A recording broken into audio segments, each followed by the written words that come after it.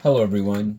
Today I'd like to talk about brushes. I'm going to be doing a supplement to my drawing and watercolor pen and ink washes videos to talk about equipment because I'm getting a lot of questions about the various different equipments, not only that I use, but that are out there. But more importantly, people are asking me, what should they buy? Now, when it comes to you buying your equipment, that's a very tough answer to give. So I'm going to do my best to not provide you with a direct, you should buy this type of answer. But these are some of the brushes that I own. These are some of the ways in which I use them. And this is what I have. So just to get back to the initial question, if you're just starting out in anything, if you're just starting out in watercolors, pen and ink, I would say this answer would be for any equipment that you want to buy. It's not so much what you can afford, but maybe what you can afford to replace or add to. So, and it also depends on your needs. So when I get to the areas of paper, when I get to the areas of watercolors themselves, you're going to hear me repeat that statement over and over and over again. Because it's not so much what you can afford per se, but what can you afford to replace or what can you afford to add to? And when you can find that budgetary way of looking at it, you're going to end up buying equipment that'll be good for you because it's what you can afford to replace. So anyway, that being said, when you look at brushes, there are a lot of different types. You're going to see me open up way too many brushes, but I've accumulated these brushes through the years. So it's not like I went out and bought them all one time. And I like round brushes, although in one set you're going to see some flat brushes, but I prefer round brushes because they work well for what I like to do. I'm also going to start with these type of pocket palette sets that you can buy, like Schmecky or who else? Winsor Newton, Cotman, and Professional. And then you also have Grumbacher and a few others who sell these ready assembled kits. And oftentimes they come with a nice small round brush. And you just assemble it, see? These brushes are great for these sets, which are great for if you're on the go. If you just want to put something in your pocket, your backpack, carry it around where you do some quick sketches, watercolor washes, these are great. I don't think that this would suit you in a studio setting or if you wanted to try and work in larger washes or larger paintings. But these are ideal for journal books. These are ideal for quick sketching. These are ideal for going out into the field with. These are perfect. You can carry them. You can assemble them. And I would still say you might want to carry some other smaller brushes along with this, just to have a variety in size.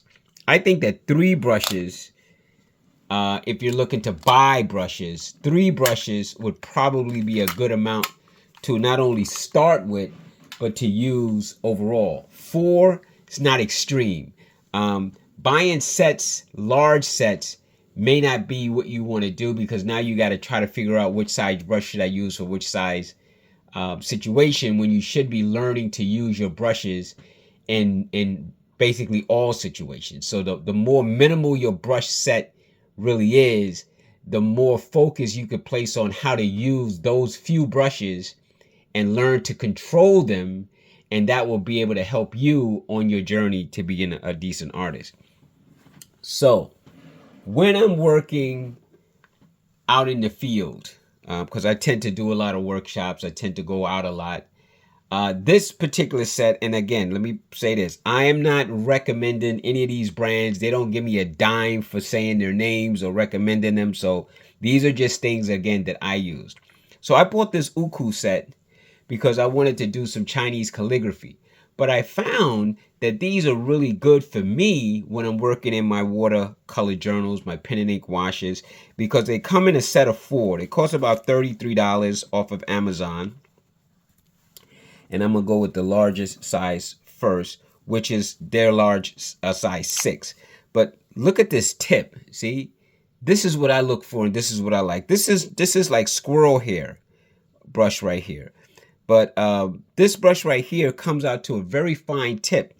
So if I were to use it, and now this is where I'm just going to be performing some tests. I'm not going to perform tests on every single brush, but I do want to give you an idea. So I'm just going to put a little water on it, and I'm going to add a little paint to it, and I'm just going to show you how even with this big brush, you can get some. Let me go up here, make sure I'm on the video. Not good at this stuff, but I'm learning.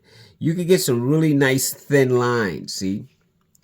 You can get some nice thin lines, and then if you push down, you can get some nice thick lines, and then if you pull back, you can get right back to some nice thin lines. That's why I like these type of brushes. That's why I like round brushes. They offer versatility. So if you look within here, you can get any of these sizes once you learn the control. And if you really had to do a nice full wash with this, you could definitely flatten this brush out and get a nice, maybe I didn't load up enough paint, a nice even flow. Let me just put some more paint. Try this again. Lay it down and just look at that. Look at that nice big wash. Look at that. Look at that. And then you can continue your wash, coming down, of course, adding more paint.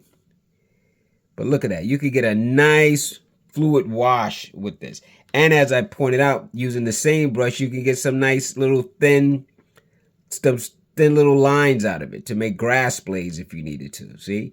So you can go from this to this with this one brush. So even if you just owned this one brush, your job would then to be to play with it, test it out, see how it works for you, and then try to use it in various different ways. Of course, how you hold your brush, where you hold your brush is going to dictate a lot in your strokes, but this is where you would practice this. And again, in all of the scenarios you're going to see me talk about, this is just as important to do as painting. Being able to play with your brushes and know what they're capable of.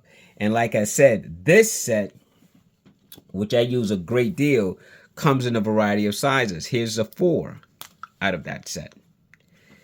Here's a number 2 out of that set. So again, if I stopped right here, I'd have enough brushes to probably paint large paper, medium-sized paper, small paper, journal entries, just with these. This is a good wash brush. This is a good mid-section size brush, and definitely this one would be my detail brush. But if I were only playing with these two, I would learn to use those tips to my advantage for my details. They hold a lot of water. So you're able to make nice washes. Look at that nice clean wash. I could have done that from top to bottom of this sheet. And you may want to try to test the longevity of your brushes by loading it one time and just making a bunch of strokes, nice solid strokes, just to see how far down you can go. And that'll tell you whether or not you have a thirsty brush or if your brush is kind of a dry brush. And I like a brush that can hold a lot of water, because then that gives me the control to say I want a lot of water or I don't want a lot of water, and that brush is able to do both. If I get a brush that's more synthetic, which are non-natural hairs, they tend to hold water, but they don't hold as much as natural hair brushes. So when you start talking about the high-end Kolinsky Sables, which I'll show you a couple of those later on, but when you start talking about the hairs of a brush, you're now talking about somewhat more the quality of a brush. And be forewarned that out there you'll see a lot of brushes for sale on Amazon and so forth that say professional brushes. That's just a word, professional. That doesn't necessarily mean that they're quality brushes. You can buy a set of brushes and pay the same $33 for and get 50 brushes in that set. That doesn't mean that set is going to do a great job for you. You just got yourself a bunch of brushes. That's all you got. Now, to me, you just bought yourself a bunch of headaches. How are you going to be able to decipher which brush is best for you? And if you're trying to run tests on 50 brushes, good luck with that. So I would use a minimal amount of brushes. I would go for better quality brushes. So learn about and maybe down the road I'll do a whole segment on this, but you need to learn about the different hairs: badger hair, squirrel hair, Kolinsky sable hair, versus synthetic brushes or synthetic blends. You know, because a synthetic blend is just where you have a more man-made fiber plus some natural hair fibers. And all natural hair fibers should hold a lot more water. Synthetic brushes, and the more synthetic they are going to hold less water, but that doesn't make them less useful, because there are really good synthetic brushes out there today that you don't have to spend the Kolinsky sable fortune on to get really quality good brushes to do a good job for you. So this Uku set, as I pointed out, was $33, and it does a great job for me. I like keeping my plastics. That's just me. I love storing my brushes. Oh yeah, and there was one more. Let me just show you this last one. This is a number one. This is a number one. But I do like putting my brushes back into these tops. So you don't have to waste your time with that, but I do, because sometimes I don't use my brushes for a while, and I just want to make sure they're not going to get abused or damaged by my moving them and storing them around. So I do save the plastics. I do put them back on. I do save the casings that they come in, and I do tend to store them away like this. So if I need to pick them up and go, I have everything right here, right now. So now let me show you some other brushes without performing a lot of tests on this. But let me show you some other brushes that I own. This next set is when I'm working larger, and I won't say seriously, but somewhat seriously, because this is like a mixture. These are Russell Simmons brushes. Let me show you the biggest one. This is a Russell Simmons 18 round. This brush is synthetic hair. See? You can see it's golden tack line. But it does let me just do a test with this one. This does a really good job of holding a lot of water and making some really good strokes. So I use this brush. See, I use this brush when I am painting quite seriously, because it's a decent brand. The brush size is, look how this one brush again is flowing. See if I can get to a finer tip. Flatten it out again. Thin it out again. See, so you can get a nice range, and this is a number 18 brush for this particular brand. And I do have quite a few of these, and I took a while to pick up the entire set, because I bought in a way in which I call slow accumulation, where I buy a little at a time, and then over time I get to have them, and I get to keep them for longer periods. I don't happen to have the plastic top for this. It somehow got lost throughout the years. I always try to find something to stick it in, but it doesn't fit. But in this particular case, this one doesn't have a top to it. The flat ones don't either. But these are my round ones. See, all have it. This is a 14. And then I have a 10. And this one is another 10. So you can see over the years that this one has been used. This is a newer one. And then I even have some of the smaller ones, like a 6. See that fine point? And I go all the way down to a number 2 round. The ones that are next to it are really cheap. These are artist brushes that were purchased off Amazon, and I use them in loaner brushes for watercolor classes, because I can't afford to have 15 sets of quality brushes to hand out to students to paint a project with me. But once they're able to buy their own, I would tell them, don't buy these. Do not buy these in order. But these aren't terrible. These are also synthetic brushes. They're not terrible, and they can have a use, especially if you're just kind of exercising a bit. Then you might want to have a cheap set of brushes so that you don't have to waste your good brushes.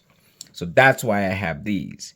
These brushes aren't even for painting as much as they are to put down liquid Frisket, which I very rarely ever use, but I have stuff that I can use Frisket with, and these brushes are dedicated to that. So here's where cheaper brushes, synthetic brushes, brushes that have been worn out and old, that you can not throw them away, but keep them in case you want to use them for something else. So that's what these brushes are. So remember, I started out saying it depends on your use. Like, what exactly are you going to be using your brushes for? This happens to be a Winsor Newton Cotman brush, which makes for good washes. So if I was going to be working on a very large sheet of paper, then I may want to wash my colors with this to help speed up the time of coverage versus a flat brush like this 3/4, which goes to that width. But again, it depends.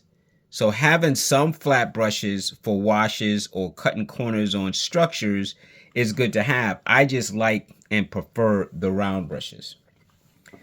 So now I'm gonna move on to a different set.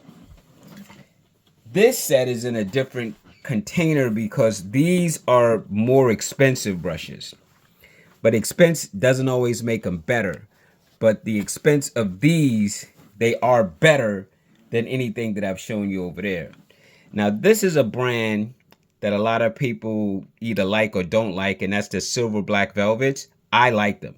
I think that the hairs on these brushes, which are squirrel hairs, natural hairs, everything that I'm going to show you in here is a natural hair except for this, and I'll explain that. But these brushes are good, and they come in sets. So I didn't buy a set. I would just buy a brush almost on a once a month basis, or depending on when I wanted to treat myself. And I ended up accumulating all of these based on that slow accumulation philosophy. So I didn't go right out and spend, which this is probably more than $100 worth of brushes in my hand, but I didn't go out and spend that for these. I bought like one, and then I bought another one, and then I, slowly bought another one and bought another one. And as time went by, now I have the accumulation, and I do use these. And I use these when I call myself wanting to get a little serious with my work. Like, I just want to make sure that I'm doing something that is of a quality nature for me, that I really want good brushes to help render the job as best for me. But it is a poor craftsman that blames his tools. So I'm not saying that. I'm saying this is my preference. This is how I do it. And then I have this Chinese brush right here, which is a good kind of a rigger type of brush. So it's this one here also. And these are just round brushes, and this one is more like a cat tongue. Then we're going to go to my Princeton's, which I really do love Princeton brushes. I think that they make really decent brushes. Let's go with the biggest one first. This one is an 18. Similar to the synthetic brushes that I showed you before, except these again are more natural hairs. This one happens to be a Princeton Neptune round. I can't say exactly what I paid for this, but I know it was probably over $20, maybe over $30 for this one brush. I like them. So I have this one, and I also have this one here, which is a number 12 Princeton Aqua Elite. Good brush. Look at the tip on this. Oh my gosh, it gets to such a nice point. Nice point. Holds a lot of water. Really, really good brush. And then I have a smaller Princeton, and I'm going to get a number 2 to add to this, a Neptune, but this is a script brush number 6. But I want to get a number 2 round brush to help my set. So see, I'm still building this set through my slow accumulation process. Now these brushes I bought because I wanted to just own, after many years, something of quality. And these are Princeton Kolinsky sables. These are the Series 7 sables here. They are so cool. They hold a lot of water. I've just always wanted to own some sable brushes, and my next level would be to go to a more expensive Kolinsky sable. And when I do, I'm going to go straight for the biggest one that'll probably cost somewhere around $400 for that one brush. But I have to try it. You only live once, and what are you going to do if you already own what you own? Is you got to keep either going better and not worse. But anyway, these aren't trophies. These are used. These are brushes that get used, but they're just higher end. They're just a higher end brand and a higher end amount. I definitely would not suggest these for anybody This you have to do as you please, like I do. I'm doing it as I please, and anybody out there says, "Oh, that's such a waste." Okay, that's fine, but I wasted my money, not yours. So anyway, this one right here is a Princeton round brush, but it's kind of a bristle brush, and I find these are useful for helping to clean up edges or lifting or scrubbing. So this isn't even a fine hair brush at all. This is actually way off the reservation. This is a bristle brush, but there is a use for this, as there is a use for this edge down here. So that's what that. So now I've introduced you to my brushes. So let's go all the way back. If I were going to recommend to anybody, I would say get these. These 4 brushes, these Uku $33 brushes, might be costly to some, but I would say it's a good investment over time. They're going to last you a long time. They're going to perform well for you. They're going to provide you with thin to thick lines, as you've seen in the demonstration here. And they're going to also be resistant to just damage from some abuse of the type of papers you'll be working on. And these brushes, I wouldn't say are the best brushes, but they're the best of the brushes that I've seen for a value. $33 in some cases can seem like a lot of money. So don't invest it if you don't think you're going to spend time working on watercolors at all. But if you find that you are very interested and you just want something economical that could provide you with great function, then I would say go with these. The second recommendation, believe it or not, that I would put to you is to buy slowly and get this brand, the Black Velvet, the Silver Black Velvets, because they're a quality brush. They do cost anywhere from $20 a brush, $30 a brush. But once you own them, if you could afford to add to the series, you can get you a nice set of brushes to provide you with numerous amounts of washes. So again, even if I just went with these 3, maybe with a price tag over my accumulation, I can't remember exactly what I paid for these. So let's just go high in case it's higher than it is lower. So let's say you spent $70 for these 3 brushes. They will last you almost a lifetime with good care. That's what I'm saying, a lifetime. So do the math on the amount versus a lifetime, and there you have it. Yeah, brushes do run out, they do go bad, but that's probably due to improper care or just total neglect. But if you take care of your equipment, it can last you a long, long time. And that's what I'm talking about when I say $30 for this set or $70 for this set, or even these Kolinsky Sable brushes, you know, or my third choice would be for you to go with the Princetons. The Princetons would be my third choice of slow accumulation, even if you just owned these 3.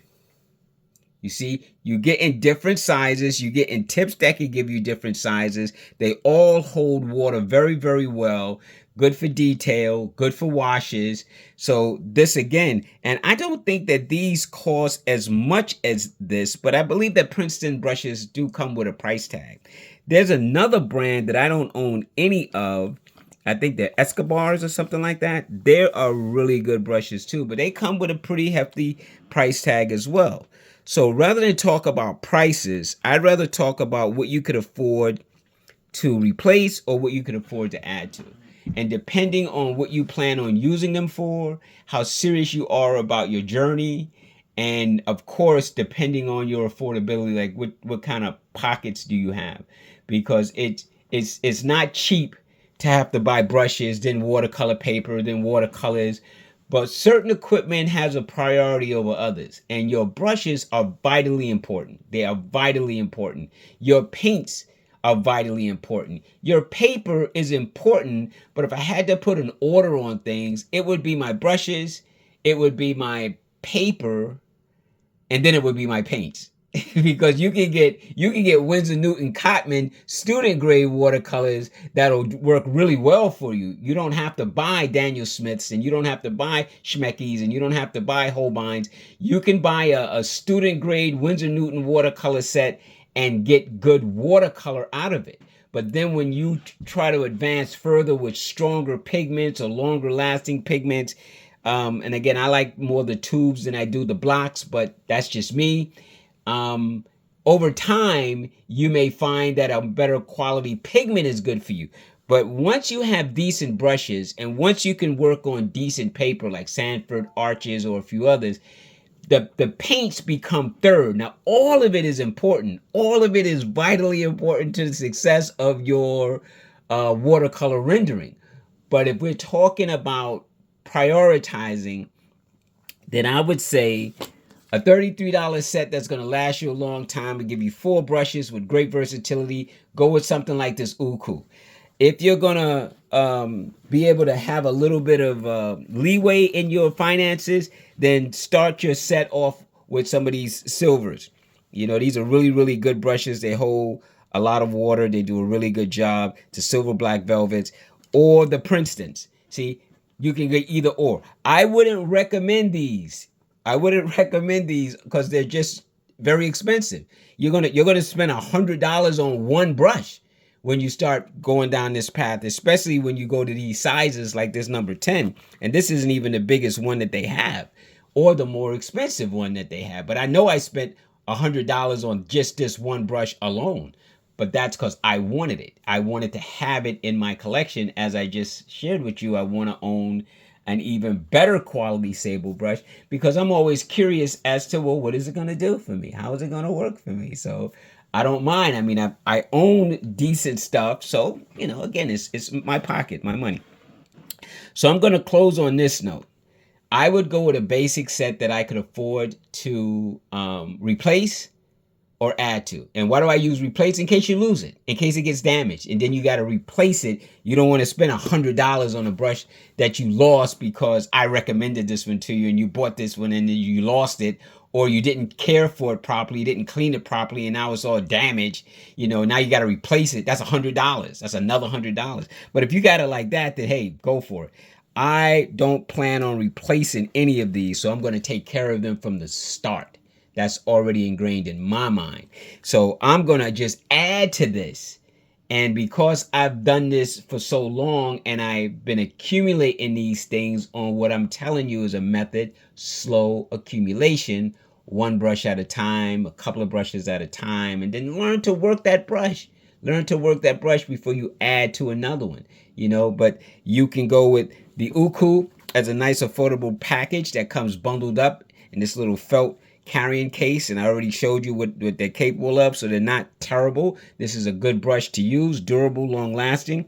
Then I would go, if you got it, go with Princeton or go with these silvers and just start slowly accumulating those. Get yourself a nice big wash brush if you start. When I bought these first. These were the first two in these sets that I bought. Just like this was the first one because I didn't want to spend the $100+ on the 12 of this, but I'm getting ready to get it soon, but not right now. And then I went down to my middle, and then I would always go to my detail. Or you could go from a nice big wash brush to a nice small detail brush, so at least you have two. So if I were going to buy two, I would get this one and maybe this one right here. Like these would be the two that I would own. If I didn't own any more, this would be the two that I would have. I could get the small details, really tight spaces, and I could definitely get the washes, and I could get this point. And of course, if I had to throw in another one, it would be this one right here. This would be the three that I would buy and say, okay, I could work with this for a couple of years before I even add these other two or one to it. You know, that's just how I would look at it. So that's all I have. And please, if you have any questions about something that I said or didn't say, or you want to know more about something that I said, you could always put a comment and send it to me, or you could even email me at jrobinson@jrobinsonart.com, and I'll try to do my best to help you answer the question. And if there's something that I need to look at, I'll take a look at it first, and then I'll let you know what I think. But what I think is not as important as what you think. What you think is really more important than what I could ever think. And what you could afford is definitely more important than what I can afford.